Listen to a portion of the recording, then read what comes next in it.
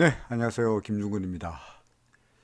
안녕하세요. 라는 말씀을 드리기가 참 민망할 정도이네요. 주가가 오늘도 꽤 큰 폭으로 하락세를 나타냈습니다. 지수가 56포인트, 2.38% 하락세를 나타냈죠.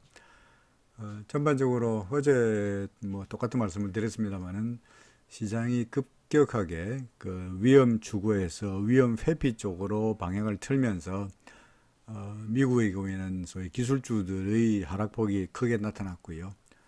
덩달아서 우리나라 같은 경우에도 역시 뭐 시가총액 상위 종목을 비롯해가지고 전반적인 거의 전반에 걸쳐가지고 하락세가 나타나고 말았습니다. 달러도 워낙 환전은 꽤 많이 상승세를 보였고요. 코스피 지수 여러분들 보고 계십니다만은 오늘 같은 경우에 뭐 언론에서야 기관들과 외국인들이 팔았는데 개인들이 샀다 뭐 이렇게 설명하고 있긴 합니다만은 사실은 뭐 그게 중요한 게 아니죠, 그죠? 누가 사고 누가 판 게 중요한 것이 아니라 근본적으로 시장의 수급이 시장의 균형이 매수세와 매도세 간의 균형이 현재로 봐서는 확연하게 무너진 것이 아닌가라고 생각이 됩니다. 저 일목기둥표로 보건데 드디어 그 코스피 지수가 이제 기준선마저 무너뜨리고 구름 상단 내지는 구름 안으로 들어가 버리는 이런 모습이 나타나고 있습니다. 그렇죠. 매번 말씀드립니다만은 전환선은 이렇게 꺾였고요. 아직까지 교차가 되지 않았습니다만 후행 스팬도 그죠? 이제 캔들 밑으로 내려왔고 주가가 구름에 닿는 이런 양상이 현재 나타나고 있어서 문제는 지금이 바닥이라고 말할 만한 뭔가 근거를 찾아봐야 될 텐데 RSI는 오늘 현재 마감 기준으로 41.37이니까 아직까지도 좀 더 내려갈 수 있는 룸은 있어 보인다는 이야기죠. 전반적으로 시장의 상황이 상당히 좋아 보이지 않는다 하는 말씀은 어제나 오늘이나 똑같은 이야기가 됩니다. 어떤 분이 댓글에서 그 B파의 지금 A파라 그러면 지금의 B파가 언제 시작되느냐라고 질문을 하셨던데 지금의 B파가 아니고 저는 어떻게 보냐니까 2458을 5번 파동에 이제 끝으로 보고요. 그죠? 여기가 A이고 여기가 B이고 여기가 C라고 보고 있는 거죠. 근데 A, B, C라 그래서 파동이 끝난 것이 아니라 그로 끝난 것이 아니라 근데 이 하나의 조정이 끝나고 다시 X가 하나 있으면 다시 A, B, C가 있는 그래서 A, B, C 그다음에 X, A, B, C 되는 소위 통상적으로 그 조정이요.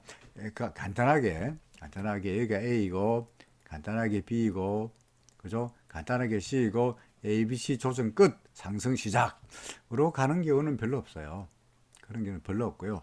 대부분의 경우가 A, B, C 있은 다음에 중간에 X 파동이 하나 있고요. 다시 한번 A, B, C가 또 나타나면서 소위 이제 이중 더블 플랫이거나 더블 지그재그거나 아니면 블랙과 지그재그가 섞이거나 아니면은 더블 쓰리 또는 트리플 쓰리라 그래가지고 복잡한 조정 파동이 이어지면서 길고도 지루하게 이어지는 경우가 훨씬 더 확률이 높습니다. 안타깝지만 그래서 현재로 봐서는 지금 현재 더구나 이게 최근에 움직이고 있는 것들 오늘 같은 경우에 어제도 그렇고 오늘도 그렇고 하락폭이 상당히 크게 나타나고 있는 것은 전형적인 C 파동의 특징입니다. B 파동은 별로 재미가 없어요. 이거는 충격 파동이 아니고 소위 하락에 따르는 반등 파동이다 보니까 이 B 파동은 보다시피 재미가 없고요. 재미가 없고 반면에 C 파동은 충격 파동, 소위 임팔시브 웨이브이다 충격 파동이다 보니까 이거는 하락폭이 보다시피 A 파동의 파동도 상당히 크게 나타나듯이 C 파동의 파동도 상당히 크게 길게 강력하게 나타나는 경향이 많습니다. 문제는 이게 이것으로 끝이 아니고 우리 지금 어디 있다고 보느냐 아니겠잖아요. 이 정도 있다고 보는 거죠. 그러니까 이 정도에 이 정도도 아니군요. 근데 이거 A고 B니까 한 이 정도 와 있다고 봐야 되겠네요. 그죠? 이 정도 와 있다고 봐야 되겠네요. 그러니까 이게 만약에 C라면 지우고 다시 볼까요? 이거 잘못 그렸군요. 자, 지우고 몽땅 다 지우고 다시 본다면 근데 여기가 A이고 여기가 B라면 이게 B라면 C는 당연히 A 파동의 바닥 밑으로 내려가야 됩니다. 그래야 뭔가 조정 파동이 하나가 완성된다 하는 거니까 새로운 반등 파동이거나 새로운 1번 파동이거나 또는 제가 말씀드렸던 이게 X 파동이거나 근데 A, B, C 다음에 이 X 파동 또는 ABC 끝 새로운 1번 파동, 이 새로운 상승 파동의 출발점이 어디가 될 것이냐 하는 것은 일단 전저점이 얼마입니까? 2270 밑으로 내려가 봐야 그때부터 슬슬 어디가 바닥일까라고 따져봐야 된다는 이야기죠. 그 이야기는 계속 제가 말씀드리면서 있는 것 같습니다. 그죠? 2200 정도까지 내려갈 수 있지 않겠느냐라는 이야기는 저번에도 계속 말씀드린 바 있는 것 같습니다만, 야간 현재로 봐서는 2270 이하로 내려가야만이 일단은 이야기가 된다 하는 것을 여러분들에게 말씀드리고자 합니다. 그래서 아마도 현재로 봐서는 그 코스피 지수가 구름 안으로 들어가 버렸는데 이미 기준선마저 무너뜨렸으니까 현재 더 내려가서 구름 하단인 2250 정도가 지지가 되지 않겠냐라고 일단 기대하는 정도입니다. 별로 상황이 좋아 보이지 않습니다. 그런 말씀드립니다만은 상황이 좋아 보이지 않습니다. 그러다 보니까 조금 있다가 대형주들 여기 보면은 LG화학이나 현대차, 카카오, 네이버, SK텔레콤 등등 삼성전 등들 쭉 살펴볼 텐데요. 이 대형주들의 움직임도 현재로 봐서는 썩 좋아 보이지 않는다는 것을 미리 결론부터 먼저 말씀을 드리고자 합니다. 코스닥 지수도 보여달라고 하셨는데, 사실은 코스닥 지수는 코스피 지수에 비해서 지수로서의 큰 의미는 없긴 하죠. 더구나 코스닥이야 그러니까 개별 약진한 종목들이 많다 보니까 역시 지수와 같이 연동되는 종목이 썩 그다지 많지 않긴 합니다만은, 어쨌든 코스닥 지수를 보면은 제가 매번 주장합니다만은 주가는 겉으로 보기에는 올라가는 것처럼 보이는데 고점은 높아지고 있는데 주가의 에너지, 주가의 강도를 나타내주고 있는 RSI는 보다시피 확연하게 줄어들고 있죠. 이게 뭡니까? 전형적인 다이버전스, 전형적인 괴리 양상이고 추세가 상승하다가 하락으로 바뀌는 그런 전형적인 사례가 아니겠나 싶습니다. 더구나 코스닥 지수 같은 경우에도 드디어 전환선 꺾이면서 주가가 기준선 밑으로까지 내려왔습니다.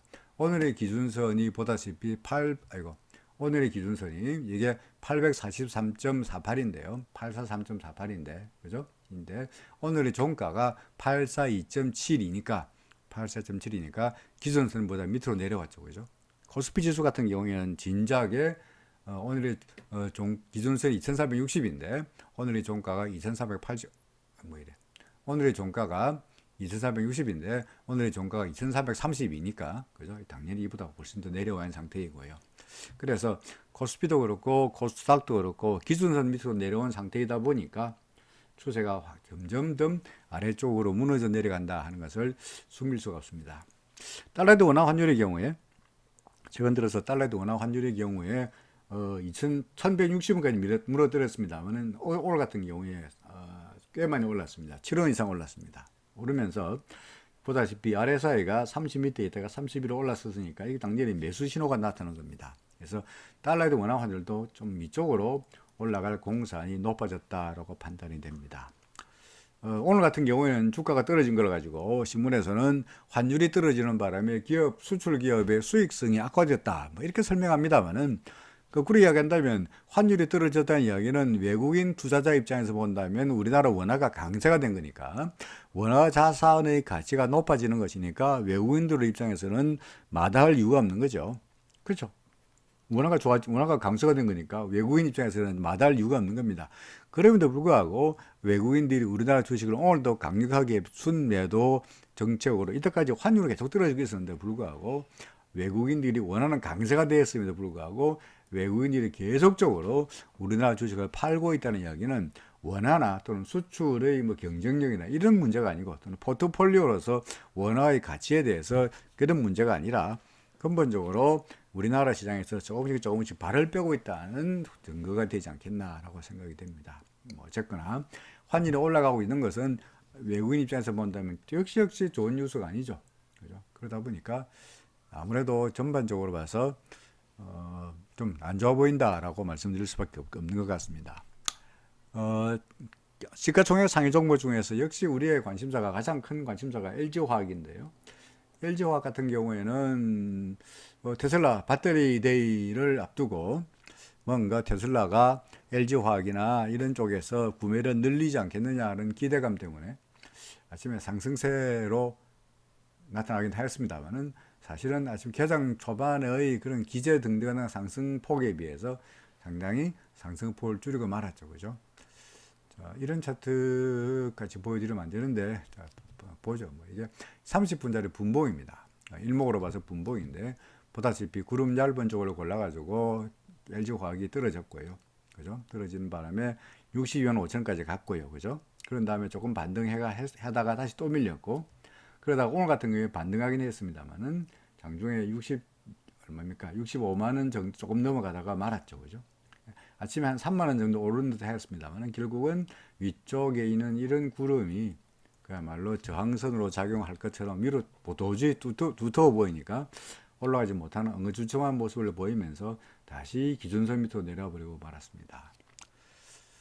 그렇죠. 뭐 테슬라의 배터리 데이에서 무슨 이야기를 할지는 아직은 알 수 없는 노릇이긴 합니다만은 LG화학의 이런 30분짜리 봉을 일목을 보더라도 여전히 수세는 아래쪽으로 가는 것처럼 보여지니까 LG화학이 싸다는 측면에서 야 언제 이런 주식을 사보냐 하는 생각에서 60원 5천원을 사면은 이런 데서 매수하는 것은 상당히 어떻게 본다면 아직은 위험도가 높은 전략이다라는 것을 말씀드려야 될 것 같습니다. 현대차 경우는 마찬가지입니다. 현대차 같은 경우에도 이게 매번 말씀드리는 그 다이버전스 그죠? 주가는 올라가고 있는데 RSI는 빠지고 있는 소위 그 우사인 볼트의 예를 들어서 힘이 빠지고 있지 않냐. 그래서 주가가 겉으로 보기 올라간다 그래가지고 여기에다가 추격 매수 따라가는 것은 상당히 위험한 리스크가 높은 전략이다 하는 것을 말씀드렸고 있었죠, 그죠? 그러니까 뭐 오늘 떨어졌다는 게 중요한 것이 아니라 이것도 마찬가지로 분봉을 본다면 최근 들어서 19만 1,500원의 고점을 만들고 구름의 지지를 받는 듯 하더니 결국은 구름 얇은 곳에 올라가지고 쭉 빠지고 말았습니다. 이제 다시 구름 밑으로 내려간 상태이다 보니까 오히려 구름이 저항선이 될 것 같고요. 그리고 이 기준선들도 저항선이 될 것으로 예상이 되니까 역시 현대차도 단기적으로 본다면 아무래도 조정으로 접어들어야 되지 않겠나 생각을 합니다. 어떤 분은 뭐 거래량도 늘어나고 있고 전기차도 그렇고 해서 현대차 장기적으로 본다면 분명히 올라가지 않겠느냐. 뭐 그럴 수 있겠죠, 그죠? 뭐 저는 현대차가 앞으로 주가가 계속 떨어진다고 생각하지는 않습니다만은 현재 상태, 현재 주어져 있는 정보로 볼 때, 현재 주어져 있는 차트로 볼 때, 현대차가 올 3월 달에 6만 5천원을 바닥으로 해가지고 19만 천원까지 근 3배쯤 올랐으니까 이제 어느 정도 조정 양상을 접어들 때도 되었다라고 생각하는 거죠. 그러다가 조정을 보이고 난 다음에 언젠가 다시 올라가겠죠. 우리는 그 조정을 과연 견딜 수 있느냐가 관건이 아니겠느냐 싶습니다. 카카오 뭐 복잡해 보입니까? 다 지우고 볼까요? 카카오는 기준선마저 무너뜨리고 구름에 닿았죠, 그죠? 구름에 닿았는데 후행 스팬더 캔들 밑으로 내려왔고요. 예전에 42만원 이런 데서 뭐 다이버전서 걷더니 이래가지고 판이 안 판이 말이 많았습니다만 현재로 봐서는 확연하게 상승 추세가 상당히 기울여 가고 있는 이런 양상이다라고 보여집니다. 네이버도 마찬가지고요. 네이버도 뭐 카카오는 구름 위에 이제 구름 상단에 딱 걸리는 상태인데 네이버는 구름 상단에서 조금 더 내려왔죠. 근데 구름 상단에 딱 닿는 듯 이게 이제 현재의 카카오 형제 상태인데, 그죠? 카카오가 현재 이런 딱 상태이죠, 그죠? 카카오 이제 네이버 얼마 전에 근데 이 네이버가 구름 상단에서 어떻게 되느냐니까 더 밀리고 말았습니다. 그렇죠? 더 밀리고 말았습니다. SK 그래서 SK텔레콤 같은 경우에 SK텔레콤만 하더라도 사실 이 SK텔레콤은 제가 그 다이버전스를 이야기했던 시발점이 된 게 SK텔레콤입니다. SK텔레콤. 그래서 SK텔레콤 같은 경우에도 다이버전스가 나타난 이후에 괴리가 나타난 이후에 완전히 밀리는 이런 모습을 나타냈죠. 여기에 대해서 뭐 SK텔레콤은 5G 종목인데 총한데 이게 떨어질 게 있겠느냐라고 했습니다만은 여기서 매도한 사람들은 5G인지 모르고 매도했지는 않을 거 아니겠어요, 그죠? SK텔레콤이 5G 종목이라는 것은 세상 모든 사람이 다 아는데 그럼에도 불구하고 주가가 떨어졌다는 이야기는 매도한 사람들은 5G 어쩌고 하는 그것보다는 현재 주가가 뭐 높은 수준이라든지 또는 뭐 등등의 이유로 해서 팔았을 거라고요. 그로 인해서 주가가 떨어지는 상태니까 5G라는 것 때문에 주가가 오른다고 주장하기는 글쎄 너무 한쪽만 생각하는 것이 아닌가 하는 이야기입니다. 이거 SK텔레콤도 기준선 밑으로 내려온 이런 상태이다 보니까 상당히 수급이 또는 수급이라고 하는 균형이 상당히 무너진 상태다라고 보여집니다. SK하이닉스 그나마 SK하이닉스는요 그래도 다른 시가총액 상위 종목보다는 낫습니다. 그래서 제가 지난번에도 SK하이닉스는 현재 여기서 올라가서 아마 구름의 상단에까지는 올라가 보지 않겠냐라고 했는데 진짜로 구름까지 갔고요.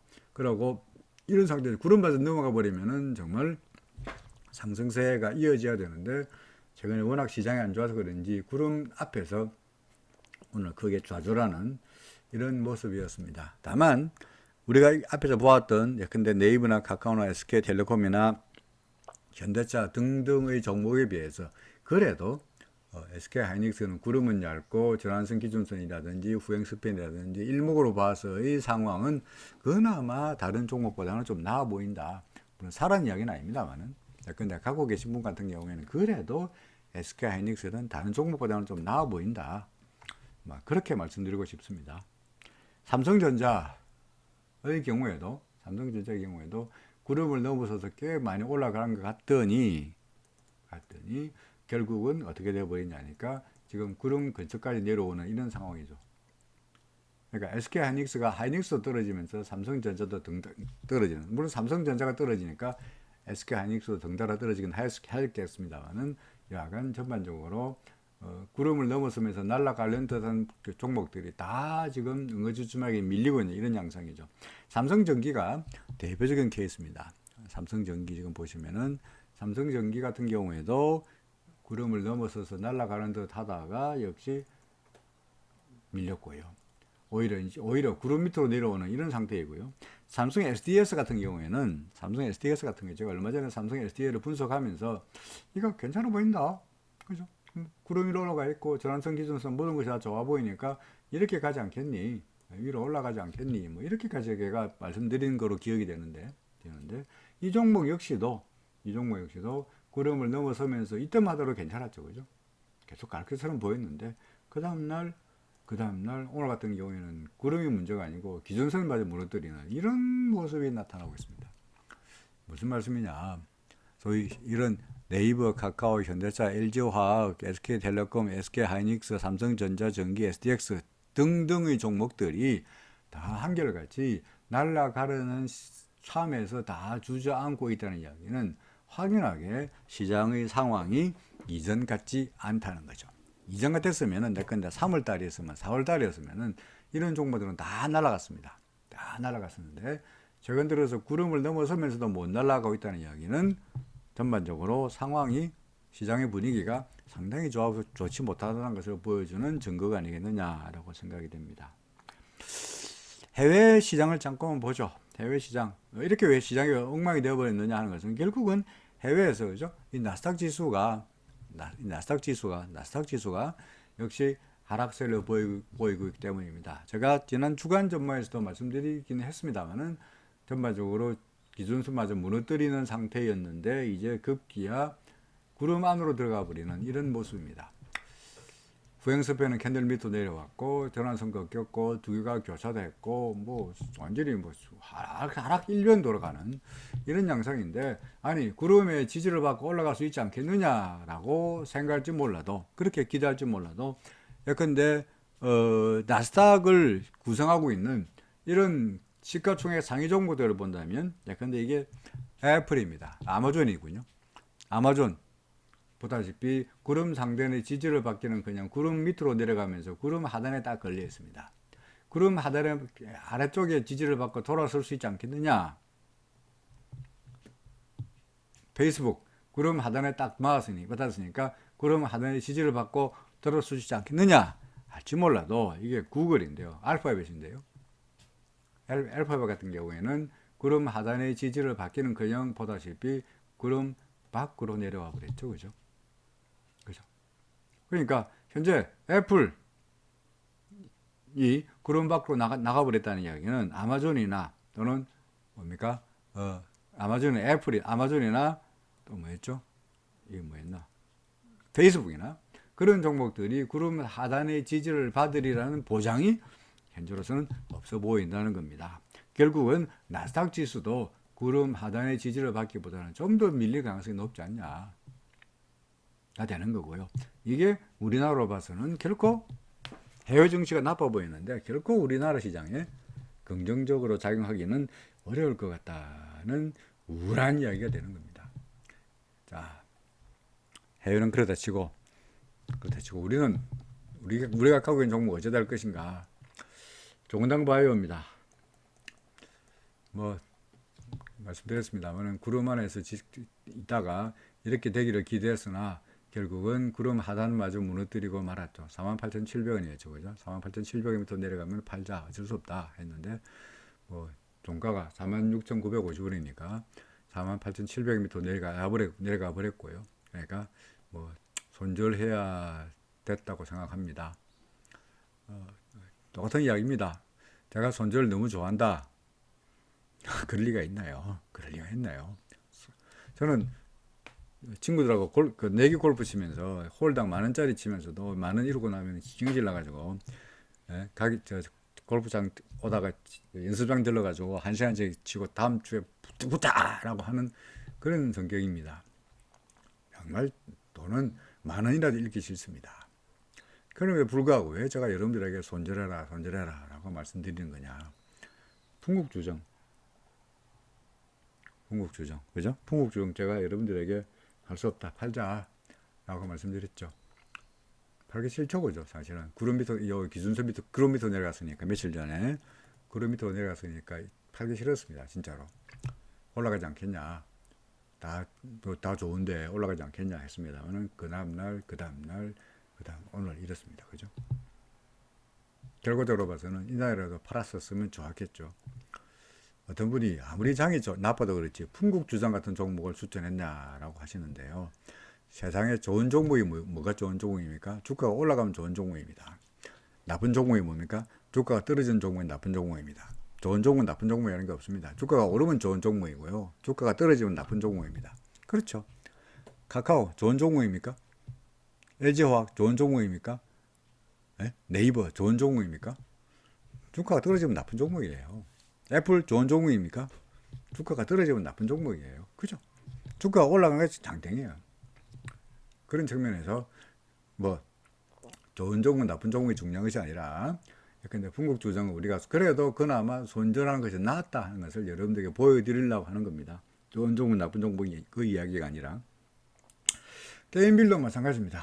게임빌도 결국은 기준선마저 무너뜨리고 말았습니다. 이 종목도 역시 말씀드렸듯이 진작에 어제나 오늘이나 매도로 끝내야 되는 종목일 수밖에 없었겠습니다. 제가 말씀드렸던 종목 중에서 그나마 뭐 우리 지금 이야기하고 있지 않습니다만 동호화성이라든지 성창 오토텍 같은 경우에는 그래도 두 종목이나 상가를 한번 경험했으니까 뭐 그거로 위안을 삼을 수밖에 없지 않겠냐라고 굳이 말씀을 드려야 될 것 같습니다. 풍국주정까지 보였고요. 자, 우리의 이제 종목이 이제 지난주에 말씀드렸던 올 초에 이번 주에 말씀드렸던 종목이 포스코 케미칼하고 코리아 서킷하고 인스코비 저 종목인데 포스코 케미칼 사실 어제 떨어지는 바람에 상당히 불안했는데 오늘은 그나마 소폭이나마 상승세로 마감되면서 아직은 구름의 지지를 받고 있는 양상이죠. 그렇죠.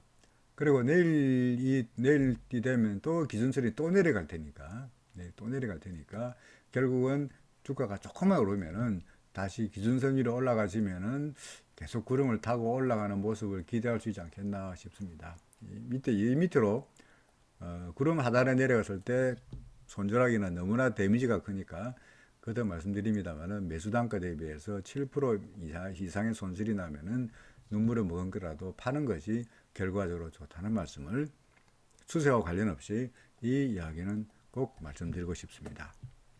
RSI는 현재 뉴트럴 하다 보니까 아마도 크게 내려가거나 크게 올라가기보다는 조금씩이나마 상승을 모색하지 않겠냐라고 기대해 봅니다.